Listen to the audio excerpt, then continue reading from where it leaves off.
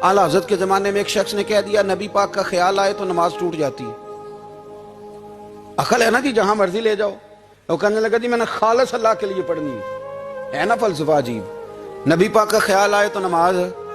आला हज़रत फरमाने लगे तू बड़ा ही पागल है। जब तू कहेगा अस्सलाम अलैका अय्युहन नबी, ख्याल आएगा कि नहीं? फरमाने लगे तू बड़ा ही नादान है। जब तू कहेगा अल्लाहुम्मा सल्ली अला मुहम्मदिन व अला, ख्याल आया कि नहीं आया? फरमाने लगे तू नबी पाक की बात करता है, नमाज में तो अब्बा अम्मा का भी ख्याल आता है। रब्बना इग़फिरली वाली वालिदैया। फरमाने लगे रब्बे के ख्याल से नहीं टूटती तो मदीने वाले के ख्याल से कैसे टूट गई? फरमाने लगे बड़ा ही बेवकूफ है तू। आला हज़रत फरमाने लगे तू कहता है हुजूर का ख्याल आए तो टूट जाती है। फरमाने लगे जब तक हुजूर का ख्याल आए ना नमाज होती नहीं। जब तक हुजूर का ख्याल ना आए नमाज होती नहीं, सवाल ही नहीं पैदा होता।